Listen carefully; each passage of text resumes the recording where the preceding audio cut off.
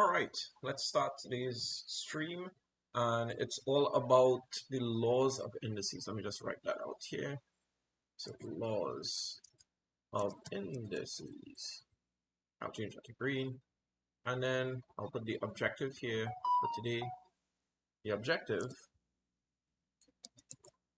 is to use the laws of indices to solve exponential equations with one unknown. Right? So we have two things we're going to do in this lesson. We're going to learn the laws and we're going to then use the laws. Right? So this comes in after surds, and we'll connect surds a little bit to the indices, so you can see where the surds rules came from. Right? So the surds rules came from these index laws. Okay. Let's first start off with a definition. Right? So I'm going to put this in yellow. So definition. And the definition is as follows. For a positive base, a and natural number, let's say n, let's say n, and this n is a member of the set of natural numbers. I don't need to put that there, right? So for positive base a and a natural number n, that works. We can say that a to the power n is going to be equal to a times times all the way until you reach n number of a's, right? N number of a's. So let's first do some labels. Right, so this here is what we will call the base. This here is what we will call the, change the color of that. This here is what we will call the index or exponent. Right, and this here, just put this in yellow. This here is n a's. Right. So it's n a's. So it's a n times. A multiplied by itself n times.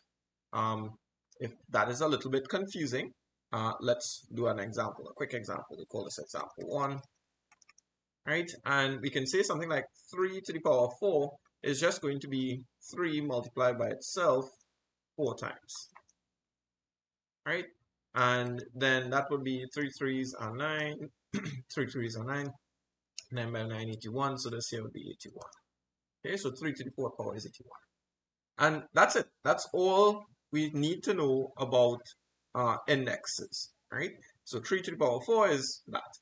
Now we have some laws after you know what this is, after you understand what this exponential thing, what these exponents are, what these indexes are. Let's go and look at some laws of indices, right? So again, I will try and type as much as possible. Laws of indices, right? And for the laws of indices, we're going to make one assumption. We're going to assume that we have a number a, we're going to have a number b that's greater than 0, we're going to have a number m, and we're going to have a number n, and all of these numbers belong to the set of natural numbers. Okay? All of these numbers belong to the set of natural numbers. Now, we're going to define them we define this in such a way that this here is a condition. This is necessary to happen. Okay? We need that to happen. And we're going to look at each one of the laws now that we have these definitions here, these assumptions here. And the first one we're going to look at is the product law.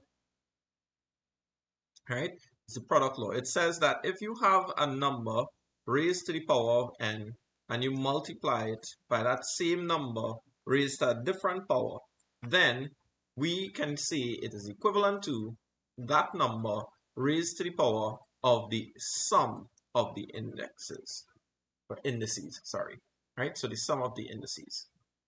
And let me see what else. We can go and look at probably an example. Yeah, let's look at an example. Right, so we can look at an example. I think this is my second example. Yeah, that's my second example. We can look at an example and we can say something like, oh, well, if I have 4 to the power of 3 and I take 4 to the power of 2, you know what, let me just write multiplication. And I have 4 to the power of 2, I can just simply say that this was going to be 4 times 4 times 4. And then I'm going to have this multiplication, and I should probably change the color of the multiplication so you can see where it is in the whole problem, right? And then I can go back here and I will have 4 times 4. So we can see right away that this here is 4 to the third, this here is 4 to the second. And if it is that we use the same principle that we talked about earlier on up here, right, where n number of a's is just simply a to that number, then we can say that this here is equal to 1, 2, 3, 4, 5, and that would be equal to 4 to the power of 5. Now we can get that 4 to the power of 5 by just simply taking this and saying 4 to the power of 3 plus 4 to the power of 2 is going to give me 4 to the power of 5. Alright, notice we get the same answer in both of them. That's why this one is the laws. And we're going to use the same kind of way to prove each of the laws as we go along, so you understand why it is that we add or we subtract or we divide, whatever we do with the powers, why we treat it the way that we do. All right, let's go on to the next one, and the next one is going to be about the quotient. We talk about product, so let's look at quotient. All right, so division of two bases, two of the same bases with different powers. So let's say we have a to the power of m divided by a to the power of n, then we're going to get a to the power of m minus n. Why does that happen? Let's look at an example again. This here would be the third example. Let's say example number 3, right? We're going to look at, let's choose a number 9. 9 to the power of 6 over 9 to the power of 2. This here is just simply going to be 9 times 9 times 9 times 9 times 9 times 9. That's 6 there. And then we're going to divide it by 9 times 9, which is 2 there. And because of the way it is listed here, we can simply cancel off this with this and this with this. Notice we remain with 4 9s here. All right? So this here is going to be equal to 9 to the power of 4. And if we use the law here, we're going to get 9 to the power of 6 minus 2, which is 9 to the power of 4. Okay, so this here is the law, this here is working it out manually. All right, let's go to another one on the other page, and this one here is number 3. Right, now what about if we have power of that's basically a power. Right, what about if we have something raised to another power? Okay, what if we have something a to the power of n, and then you raise that to the power of n, you're going to get a to the power of m multiplied by n.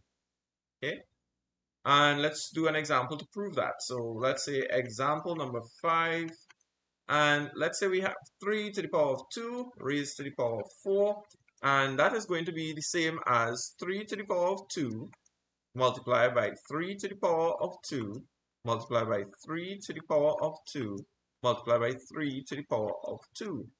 Let me write this back inside the brackets. 3 to the power of 2, right?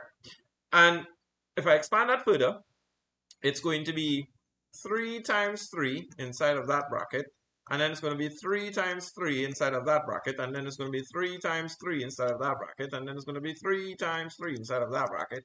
And then if I remove the brackets, because it really don't serve a purpose anymore, we can see that we get 1, 2, 3, 4, 5, 6, 7, 8, 3. So 3 to the power of 8. And if it is that, again, we use the law itself, you know what, I should start highlighting this in a bigger font and put this over here like so, right, like that, so you can see it. So if I have this like that, then it's going to be 3 to the power of 2 times 4, which is equal to 3 to the power of 8, which is the same answer that we get. All right, let me just write this over here so that it's bold and visible. right? So going down like this, and 9 to the power of 6 minus 2 gives us 9 to the power of 4. Let's go about this one as well. 4 to the power of 3 plus 2, which is going to be equal to 4 to the power of 5. Right? So bold. You can't tell me did not see it. Right? All right. So that's that. That's that. That's power. Let's look at power of a product now. Right? This one here is the fourth one, I believe. Right? So we're gonna go with, sorry, yellow. This one here is the power of a product. Right? And the rule is that if I have a number multiplying by another number and then I raise it to the power of n, I am going to get that number raised to the power of n and the other number raised to the same power of n. And that is fairly straightforward to prove as well. So let's see, this is example number, that was what, 5? No, that was not 5, that was 4. I'll skip 4 and I go on there. 4, and then this here will be the fifth one there. And let's say that the example is 2 multiplied by 5 raised to the power of 3. Well, what is this expanded? This here is going to be 2 times 5 multiplied by 2 times 5 multiplied by 2 times 5. And I can start ignoring the brackets now. And I can group the terms I can group the like terms together because I can move things around. I could commutate these things here as much as I need to. So I can have 2 times 2 times 2, and then I can have multiply that by 5 times 5 times 5. Let me silence my phone. Hold on. Right. Right. So we have that there, here, and these here can just be written as 2 to the third power multiplied by 5 to the third power, which is what essentially is 2 to the third power dot 5 to the third power. Remember that dot is just a multiplication. Let's use the law now, and we can see right away the law is pretty straightforward. You don't need to go on and really prove it, but I'm just going to write it anyway. So 2 to the power of 3 to the power of 5 is going to be 2 to the power of 3 times 5 to the power of 3, right? Just right away from the law. Let's go on to the next one. I think this is the fifth one, right? And the fifth one is the power of a quotient. Power of a quotient, right? And the power of a quotient. So, well, I shouldn't really say quotient. Let's just say a fraction, right? Yeah, that works better too. Power of a fraction. Let's see here. Then we have a over b to the power of n, which is equal to a to the power of n over b to the power of n. And again, we have to make sure, and this is the case that we talk about in the assumptions earlier, where we say b must be greater than 0. b cannot be equal to 0, right? You know what? Maybe write that bold, right? So b cannot be equal to 0, okay? We cannot have b equal to 0, all right? Why? Because it's going to be undefined if it is that we have it to the power, we have the b as 0. This here as well is something very easy to prove. Let's go to example 6. And we can say 6 over 5 raised to the power of 2 is just going to be 6 over 5 multiplied by 6 over 5. And to do this, remember in fractions, when you're multiplying fractions, you multiply top by top, bottom by bottom. So we need 6 multiplied by 6 divided by 5 multiplied by 5. And in this way, we can see we get 6 to the power of 2 over 5 to the power of 2. And from there, we can also use the law to prove it as well. So going this way, we can see that we have 6 to the power of 2 over 5 to the power of 2. I didn't really need to do that, but you know, that's what the law provides us. Let's add a new page and go to the next law. Number 6. Number 6? Yeah, number 5, number 6. All right, number 6. Ooh, bigger point. All right, number 6. So number 6 is for 0 index. Right, 0 index. That's when you have an index of 0. So in other words, you have a to the power of 0 is equal to 1. Now, a cannot be equal to 0, right? A cannot be equal to 0, so we can't have 0 to the power of 0. 0, that will be undefined, okay? Why would it be undefined? It will be undefined because the way you go about it is definitely going, the way you go about showing this is definitely going to make you understand why you can't have 0, right? Let's look at this. So if we say example number, what is this, 7? Yep, 7. Right, so we say 10 to the power of 5 divided by 10 to the power of 5. This is the same as 10 times 10 times 10 times 10 times 10 all over, and it's the same thing again, 10 times 10 times 10, and with this we can cancel off top, bottom, top, bottom, top, bottom, top, bottom, top, bottom, and we get a value of 1. Right? Now, remember when we were doing this with the law, the division law that we had earlier, right? This one here, quotient, this one here. If it is that we have something to a power and we have that same something to a different power, then it's just going to be a minus. If you look at this here, you can see that this is the case, right? This is the case. We're going to have here, this is going to be 10 to the power of 5 minus 5, which is in sense 10 to the power of 0. And from the law, we can see that this here is going to be 1. And that's how we get our answer there, right? So this is one way to show that 10 to the power of 0 or anything to the power of 0 is going to be 1, right? In this case, that's how we get that, okay? The next thing that we're going to look at is something called a negative index, right? I think this is the 7th one. Negative index? Yes, negative index. Negative index. Right. So negative index, this is the law. It says a to the negative n power is equal to 1 over a to the power of n.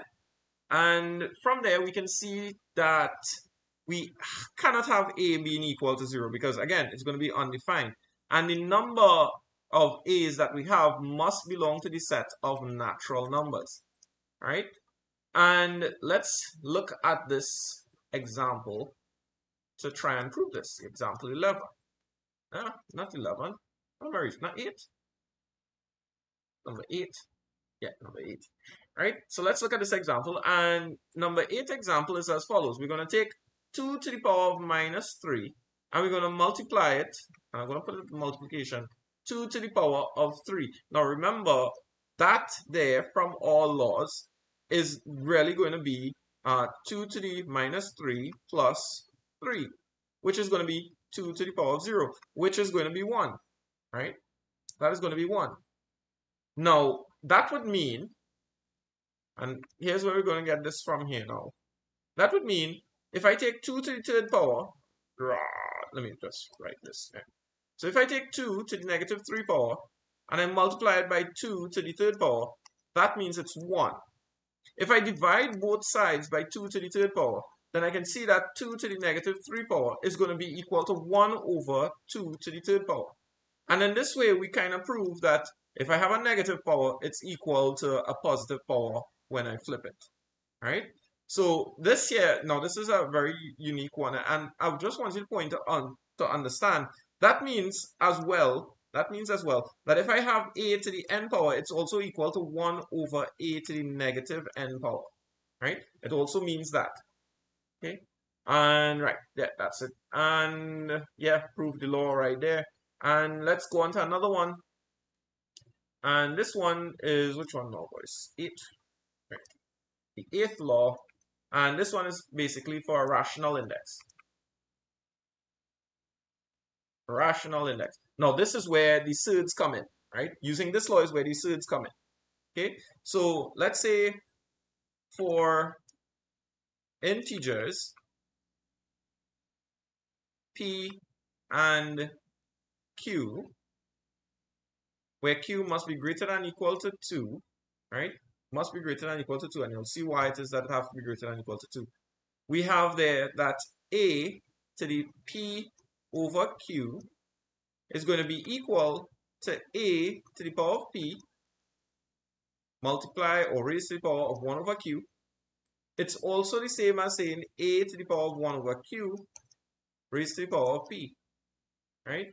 And this a to the power of 1 over q, right? Or I should really write this. This 1, well, yeah, you know what? That's something at a raised to the power of 1 over q is the same as saying the q root of a, right? The q root of a. And let's look at the example now. This might seem a little bit confusing, but let's look at an example. This will clear it up really easily.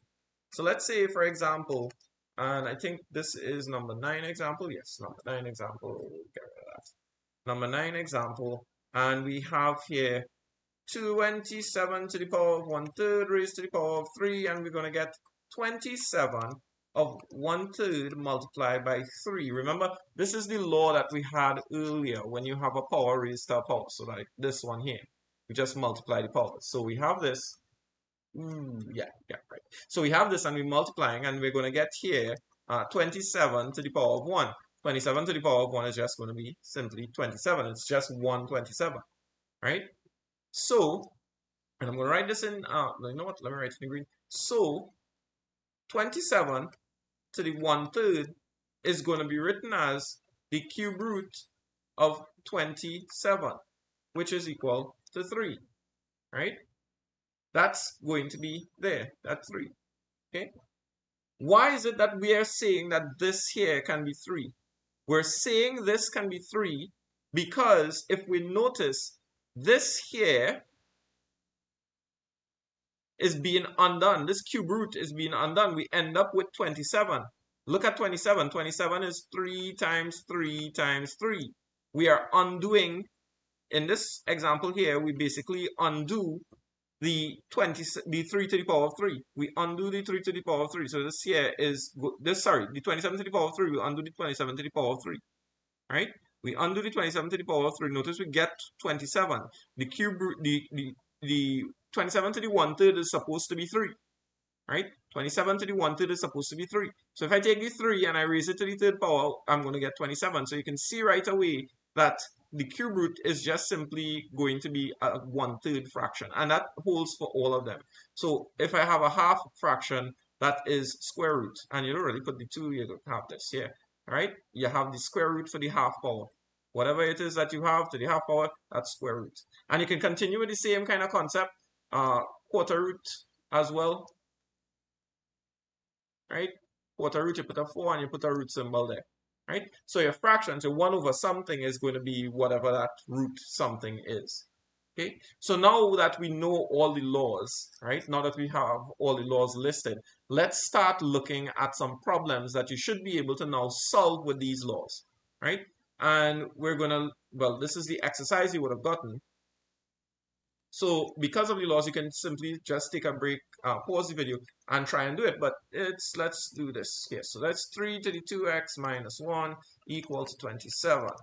Okay, let's try and solve this. First off, what you want to do is you want to make sure that you have an equal base number on each side. This is the base here. We want to make sure we have an equal base. So we can rewrite this, and we can get 3 to the power of 2x minus 1 is going to be equal to 3 to the power of 3, which we just talked about, 27. And because we have the same base, then that means that the powers are equivalent to each other. So we can say that 2x minus 1 is going to be equal to 3. And if that's the case, then 2x would be equal to 4. And x would be equal to 2. And that's the answer for this one. Okay, let's go on to another one. Number 2. You know what? Let me just do it one by one. So let's put this here, 2. Right? And let's say we have 5x plus 2 equal to 1 over 25. Now, we know that this 25 is just simply 5 squared. So I can have something like 5. We write it in white. We can have here that 5x plus 2 is going to be equal to 1 over 5 squared. And we can use the inversion rule that we had before and say 5x plus 2 is going to be equal to 5 to the negative 2. And if that's the case, then so that means that x plus 2 is going to be equal to negative 2. And then therefore that means that x is going to be equal to negative 4 when I minus 2 from both sides. All right, let's look at a third one.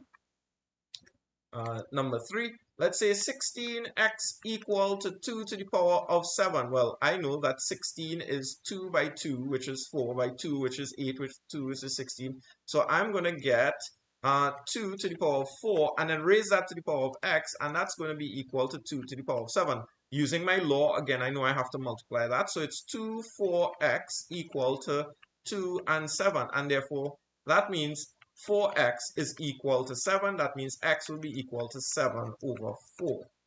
Okay, let's go on to number 4 now. And we have 81x minus a half equal to 3 to the power of 5. Okay, so we see in the 3 to the power of 5. Let's try and reduce this 81 to something by 3. We know before in the earlier example that we did way back in the beginning that 3 to the power of 4 is equal to 81. So we have that raised to the power of x minus a half equal to 3 to the power of 5. And then from there, what we're going to do is we're going to simply expand that.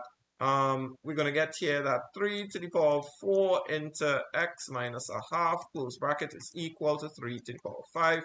So that means that 4 into x minus a half, close bracket, is equal to 5. That means x minus a half is going to be equal to 5 on 4. That means x is going to be equal to 5 on 4 plus a half, which is the same as saying 2 on 4. And you're going to get 7 on 4. Right?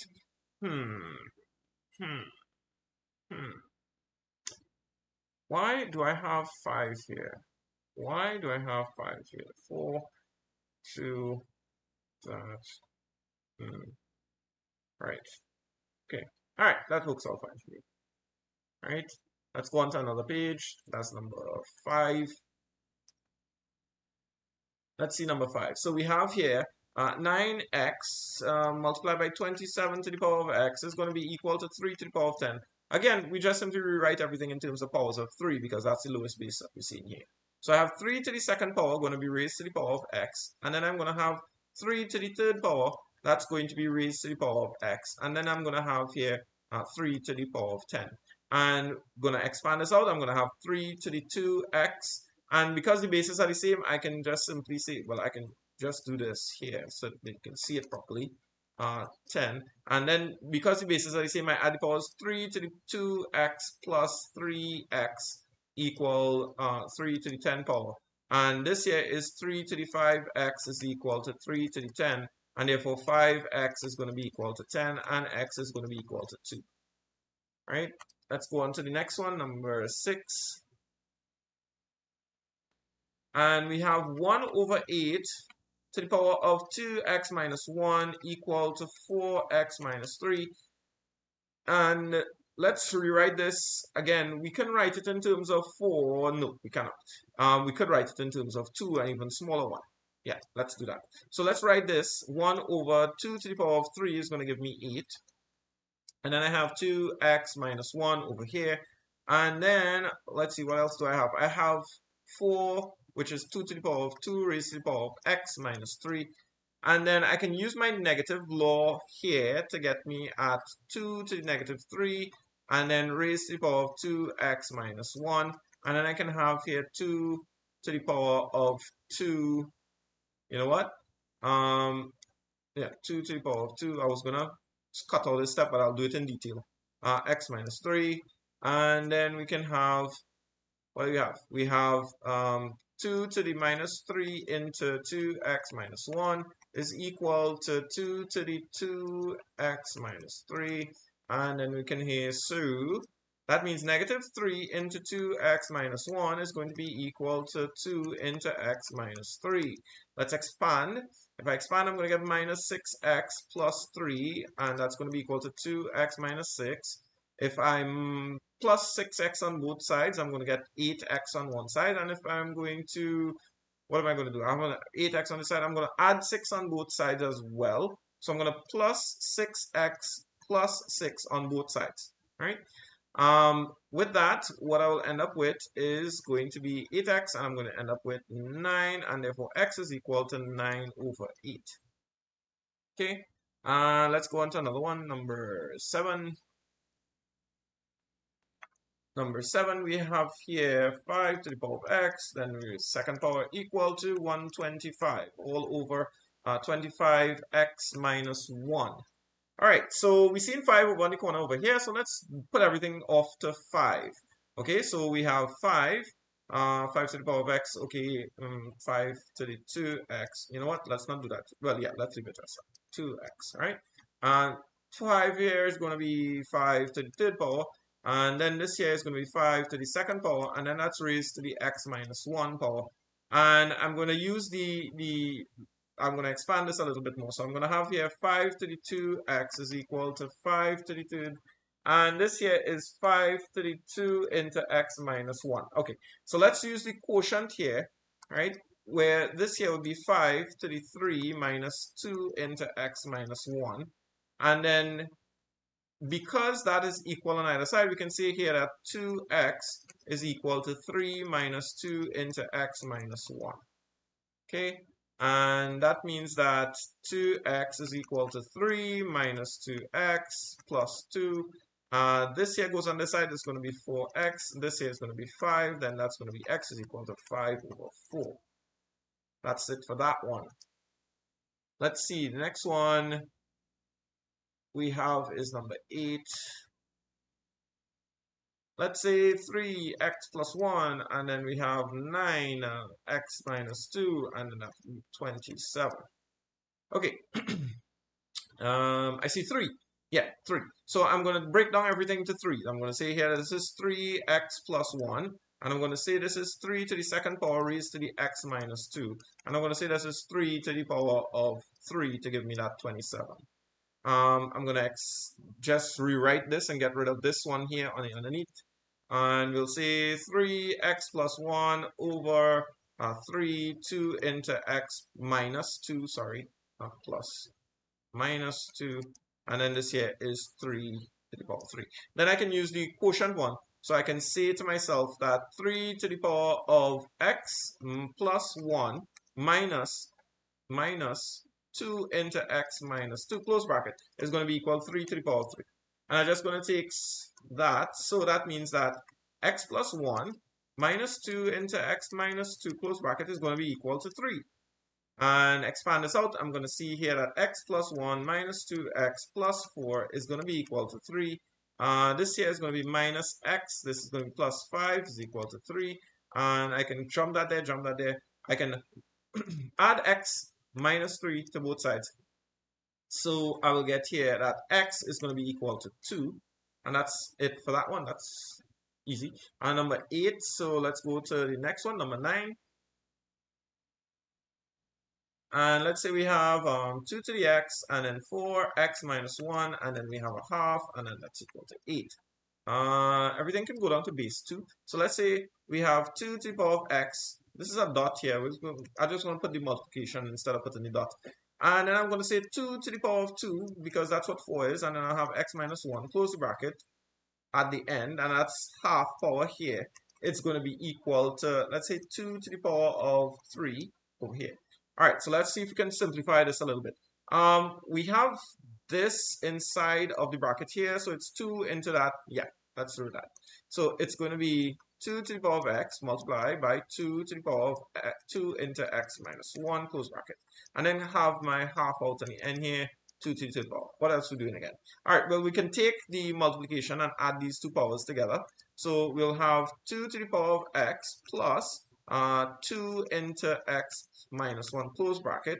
And then we can put all of this here to the half power equal to the third power. And then now what we have two powers here, right? This expression here is just one power.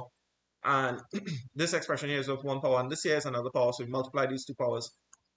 And we'll have 2 to the half into x plus 2 into x minus 1, close bracket, is going to be equal to 2 to the third power. So that means that a half into x plus 2 into x minus 1, close bracket, is equal to 3.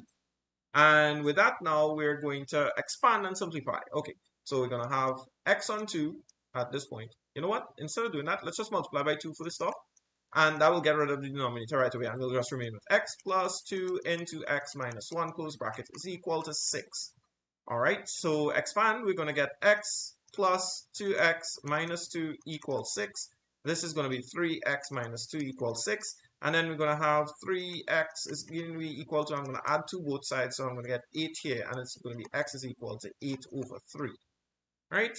That's simple enough as well. Let's do one last one, and that will be it for this topic.